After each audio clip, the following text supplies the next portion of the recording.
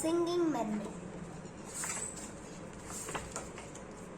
Did you ever go to Silver Sands on a sunny summer's day? Then perhaps you saw the mermaid who sang in the deep blue bay. She sang to the fish in the ocean, to the haddock, the hake and the ling, and they flashed their scales and swished their tails to hear the mermaid sing. And sometimes the singing mermaid swam to the silvery shore. She sat and combed her golden hair, and then she sang some more. She sang to the cockles and mussels. She sang to the birds on the wing. And the seashells clapped and the seagulls flapped to hear the mermaid sing. When some sly circus came to town, Sam took a stroll by the sea. He heard the mermaid singing and he rubbed his hands with glee. He said, "I can make you famous. I can make you rich," he said. "You shall swim in a pool of marble and sleep on a fine feather bed. You shall sing for the lords and the ladies. You shall sing for the queen and the king. And young and old will pay good gold to hear the mermaid sing." "Don't go," cried the seagulls. And the seashells won. "He lies." But the mermaid listened to old Sam's lie and smiled as she waved her goodbyes. And he took her away to the circus, and she sang to the crowds round the ring, and more came the deafening roar when they heard the mermaid sing. Now the mermaid shared a caravan with Annie the acrobat and Ding and Dong the circus dogs and Bella the circus cat. And she made good friends with the jugglers and the man who swallowed fires and the clown with the tumble down trousers and the woman who walked on wire. But she wasn't friends with old Sam Sly.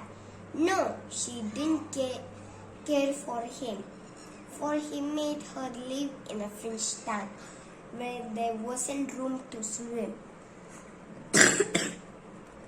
And there was no pool of marble. There was no feather bed. And when she begged him, "Set me free," he laughed and shook his head. All summer long the circus toured, all autumn, winter, spring, and many a crowd cheered long and loud to hear the mermaid sing. But the mermaid dreamed of silver sands, and she longed for the deep blue sea. And her songs grew sad, and again she said, "I beg you, set me free." But again he laughed and shook his head, and he told her, "No such thing. Here you will stay, while people pay to hear the mermaid sing." At Silver Sands, a seagull was flying to his nest when on the breeze he heard a song, the song which he loved the best. And he followed the song to the caravan. Sam Sly was about to lock it. The seagull watched as he turned the key and slipped it inside his pocket. The seagull waited till Sam had gone.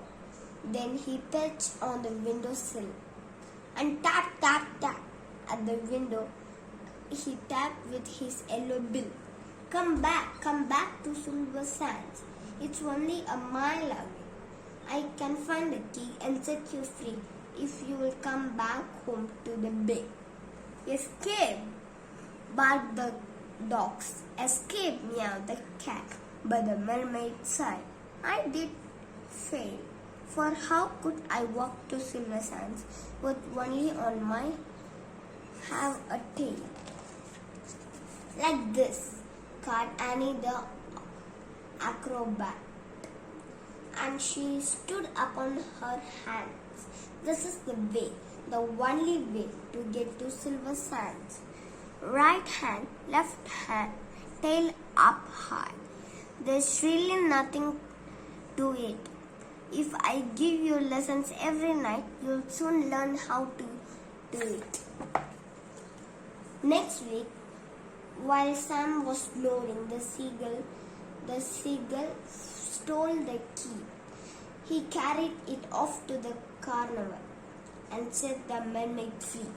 And he flew ahead to guide her as she walked upon her hands all along the moonlight road, then left to Silver Sands. And the creatures on the seashore and the fish beneath the foam jumped and splashed and danced with joy to have their mermaid home. And she sang to the crocodiles and mussels. She sang to the birds on the wing, and the seashells clapped and the seagulls flapped to hear the mermaid sing. And if you go down to Silver Sands and swim in the Bay of Blue, perhaps you'll see the mermaid, and perhaps she'll sing for you.